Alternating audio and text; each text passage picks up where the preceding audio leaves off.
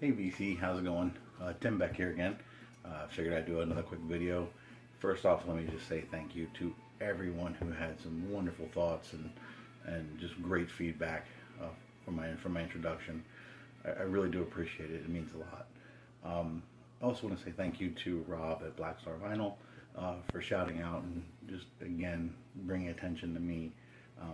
Really does me a lot of good for my self-conscious and for getting over the awkward period. So, thank you. If I sound a little nasally or itchy, I think I'm coming down with something. Excuse me. Cheers. So, I apologize if I sound a little rough tonight. So, I have lots of stuff that I've picked up over the last couple months that, excuse me, I feel that I want to share with everybody, just kind of different tastes and things.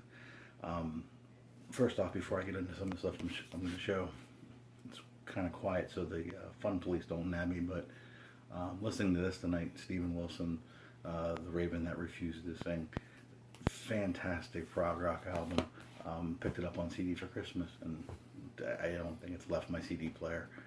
It really is a fantastic album if you like Yes or Jethro Tull or things like that, so check it out. So these finds that I have tonight are from a thrift store. Been there one time. I haven't been back. These were kind of in the back. It was really weird. It was we walked in, and my family and I, and looked around for a few minutes, and just by chatting, asked them if they had any records, and they said they did, and they brought some out. And actually, I'll show the one that maybe I'll get to it. I'll point it out. So they brought out a stack of records, and the one on top really kind of caught my eye. I'm like, this can't be right. So I asked, as I'm flipping through it, how much are they? Well, the wife, it was a husband and wife, and then my wife says, oh, they're $6 each. All right, I'm going to be very selective. Then the husband says, no, they're about $4, but if you buy more, we'll give you a deal. So I started looking a little bit further. So this is the stack I pulled from there. It's a decent stack. So, but like I said, this is all from one spot. The first one that I grabbed, that I'm gonna show, is the Stray Cats, Built for Speed. This is just really an enjoyable album from the '80s. I really dig the sound that they have. Rock This Town and Stray Cat Strut, and just that whole 50s revival vibe that was going on. Funny to think that people were like, that's not really punk music. Well, it's kind of what some of them were doing. So I was glad to pick that one up. I think I had the singles for both Rock This Town and Stray Cat Strut, but never had the full LP. So, again, worked out to be about $3 a piece on these scores. Next one was Genesis, The Trick of the Tail. This is obviously Peter Gabriel's out of the band at this point. I have a soft spot for Phil Collins, and I know that's not really a big opinion in the VC, but Genesis was my first concert when I was a kid. I saw them on the Mama tour. Really had a great time. I love that album. So I have a soft spot for Genesis and building on their back catalog, which I know the earlier stuff is still better, but anytime I see Genesis, I'm going to have to grab it just because I do have a soft spot for them. And it's got some decent tracks on it too, so Phil Collins isn't as bad as everyone makes him out to be, is he? Is he? Right, never. Who doesn't need all the Bon Scott-led AC/DC in their life? This is just, I remember having the cassette of this. I played it to death. Power Age is just a fantastic album. In fact, anything AC/DC, first off, I'll buy, but especially the Bon Scott years. The Bon Scott years have a really special spot in my heart. I prefer the Bon Scott over the Brian Johnson years. Brian Johnson was a great singer, and obviously he had some tough shoes to fill, but Back in Black, notwithstanding, which is a fantastic album, and I think we all can agree, I just prefer the Bon Scott years. Any of you AC/DC fans, let me know which one do you prefer. I'm kind of curious, but I've always been a Bon Scott supporter more. Didn't start off that way. When you first hear AC/DC, maybe it's Back in Black, but as you start to dig into the catalog and you're buying more and buying more, I just love the sound of Bon Scott. So Leonard Skinner's Second Helping, I mean, this is just a stone cold classic. You can't go wrong with a track on this album.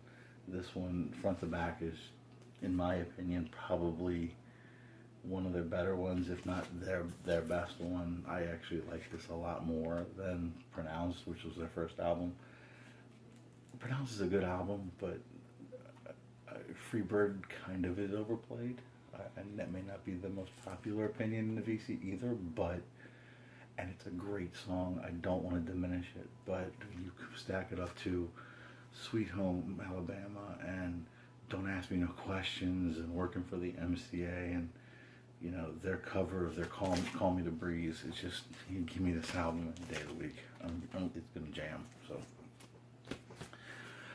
there was a few Judas Priest albums in this haul. I was very happy to grab them. I think I already had one of them. I say I think because some of my records are not with me at the moment, so I'm working on that. That's another story for another day, which I won't jinx until I get them. So, but anyway, Stained Class, just the fan. I mean, anything Priest. I mean, there are very few missteps. I think the worst thing they ever did was cover Johnny Be Good. Outside of that, you know, I'll listen to them all day long. Excited for the new one coming out. Probably gonna pick that one up here after it comes out. But again, I was very excited to pick up some Priest. So this was actually the album that was on top of the stack. They said they had about 40 or 50, and they probably about like 30, 35 or so. They said they had more, they couldn't get to them, and then they had some in storage. So I may have to go back. I'm a little concerned on their pricing, and a couple of them not in the best of shape. But again, that's kind of how we dig, right?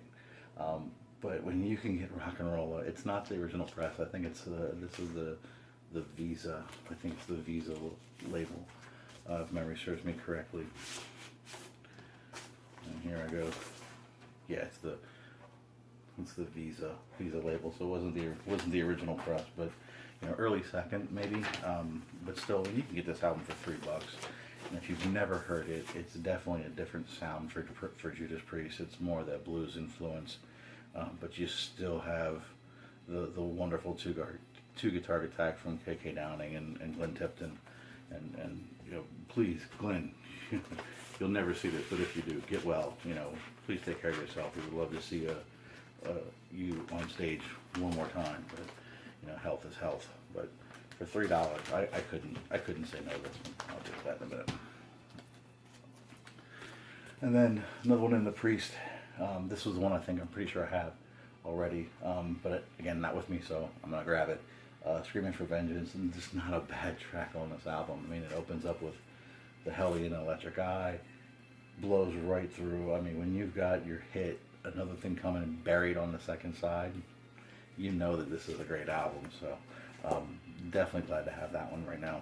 I think this is another one that I already have, but again, it's Maiden, who can't have enough Maiden in their life. I always love this cover just because of all the throwback it had to some of the other albums. You know, like they're standing on 22 Acacia Avenue and the clock says 23:58, and just all that detail that they were always known for. And I actually saw them on this tour as well, and so this album will always have a soft spot. Yngwie Malmsteen opened, so there's a double bill for you. I'm pretty sure I was deaf for like 4 days. Fantastic album, fantastic band. I'll buy anything I can find of them. This was another one that was really glad to get. Surprisingly didn't have it. Again, as I said in my intro, a lot of things have slipped through my fingers over the years, and I'm in the process of rebuilding. Thankfully, my wife supports this crazy habit, and even though sometimes she'll call me on it saying that I'm addicted, I am. But this is just, you know, classic Deep Purple. How can you say no? But Smoke on the Water will always have a soft spot in my heart. My mom used to tell me stories of me being a kid and just saying, you know, when it came on, I would say Smoke on Water, and just, you know, so it always This one always will have a soft spot in my head, but it's a killer album front to back. A little noisy, need to upgrade it, but for now it's in my collection and I'm gonna crank it. Again, another Bon Scott year. Let There Be Rock. What needs to be said about this one? I mean, it's one of their big anthems of Let There Be Rock. Classic front to back. I really can't think if they made a bad album with the Bon Scott years. And again, not saying that Brian Johnson had any stinkers either, but the Bon Scott years, I mean, you're talking about a perfect run. So glad to have that one. So this was the last in the Priest haul. This one kind of bummed me because took it home, cleaned it, and put it on, and heading out on the highway, I don't know if it's got a defect or it's got something, so I'm gonna try to clean it again, but it just bounces in a couple spots, and it just irritated the hell out of me. I mean, that's the price we pay and the gambles that we take when we're buying, some of these old vinyl. But otherwise, it's in really good condition. I was really shocked that it did that. So I'm gonna clean it again. I'm gonna upgrade. I'm gonna change out my stylus, and then if it still does it, then I know I need to change. But other than that, the rest of the album plays fine. So at least I got that to keep me busy for a little bit. So again, Priest, $3. You're gonna take a chance. Another one of my big obsessions is The Who. I love them. Saw them on I think it was the box set Joined Together. It was that tour. It was the something anniversary of Tommy. I want to say it was the 30th or something like that. But they did Tommy in its entirety, and they played a bunch of other stuff. So I really am glad to have them checked off the bucket list. To me, this is kind of a sentimental album because I think Keith Moon was just one hell of a drummer. And the chair that says, I'll try to get a little bit closer, says not to be taken away. If I remember correctly, it was part of their setup on stage, or where it wasn't to be removed from the set, or had something to do with that. That's why it was spray painted on there. This was his last album. After this recording, he tragically passed. So the irony always kind of hit with me, and it's just a great album to boot. But it's definitely one when you look at and you think, how much longer would they have played and had a different sound. So tragic, symbolic, but Who Are You is just a fantastic album. Probably not their best, but still, love it.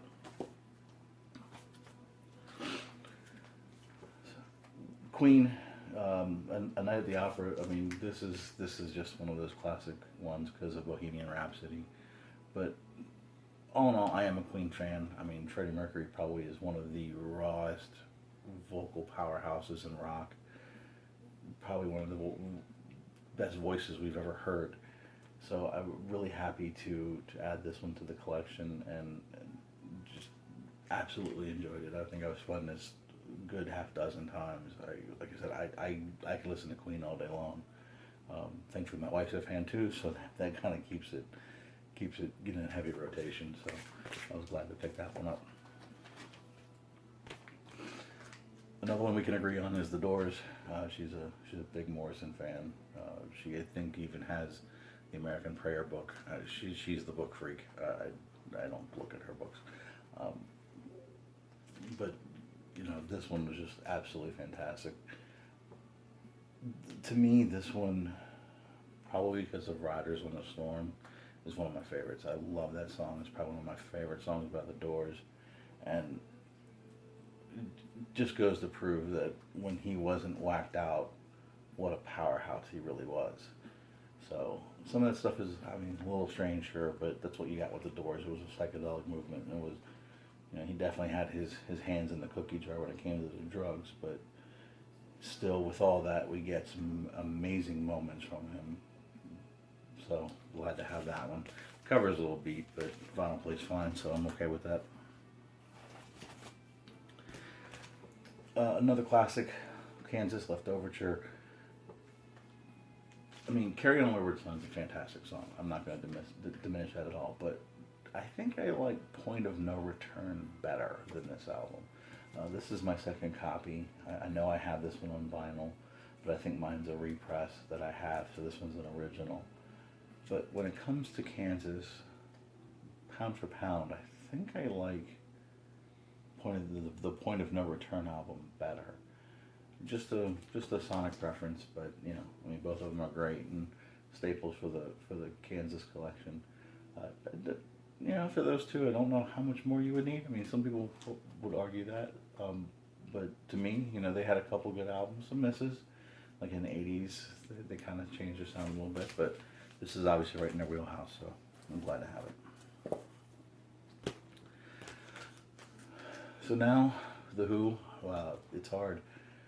Keith Moon has obviously departed, and they decided to continue on, and their sound definitely changed. I'm not going to diminish that, but to me, this one was okay. I know some people don't like it, and some people don't like that newer sound of The Who. I actually liked it for Eminence Front, and reason being, it was one of those ones that no matter, because I used to be a DJ whenever I was out and spinning, we always could sneak that one in because it was more of a danceable track. And early on, nowadays you could mashups and things like that, but when you're out spinning and it's like you're playing a heavy dance night and you can slip in The Who and nobody knows because the vocals were only on one track. It was only on I think it was the right channel, well, right or left, doesn't matter. So if you wired it right, you wouldn't get really any of the vocals. You would just get a nice instrumental track, which if you had acapellas on 12 inches, you could have a little bit of fun, which is what we did. But so it was always kind of like, haha, we're playing The Who and you don't know it. So I know it's silly, but because of that, I think it'll always have a soft spot. But is it their best album? Probably not. And then the last one I have here is Molly Hatchet, Beating the Odds. I grew up on Southern rock. My family listened to that a lot, as well as the classic rock and even some of the outlaw country. And so the Southern rock stuff really stuck with me. Dickie Betts and Molly Hatchet and just that Southern jam sound, taking that jam band with that Southern influence. So I'll buy it all day long. I've got their debut. I've got No Guts, No Glory.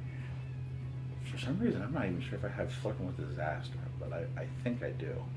But again, I mean, when you've got two or three screaming guitars and just pound out vocals, and it's just all about beer drinking and partying and just having a good old time, I can spin this all day long. So not their, it's still a good album, but I would definitely go to maybe Flirting with Disaster, No Guts, No Glory a little bit more, but we're still glad to have it. So that's my first update. So I'm excited to get that one done and share it with you guys. I've got a lot more coming. I'm really excited to show you some of the stuff that I have. Some great contests out there. But again, I want to say thank you to everyone who's been so kind and so just generous with your positivity. I think that's why I felt the ability to kind of break this wall, because I've been commenting on a lot of people and building those just casual, well, maybe not even casual, we'll call them friendships, because we're all friends, right? So because of that, I think it made it easier to take that leap. So I'm looking forward to it. I think it's a lot of fun. I'm starting to feel a bit more comfortable, and I'm looking forward to just kind of having some stuff. Like I said, I'm interested to hear everybody's thoughts too on Bon Scott versus Brian Johnson. I'm sure it's been talked about in the VC before, but who doesn't like to rehash some old stuff? So with that, everybody, have a good night.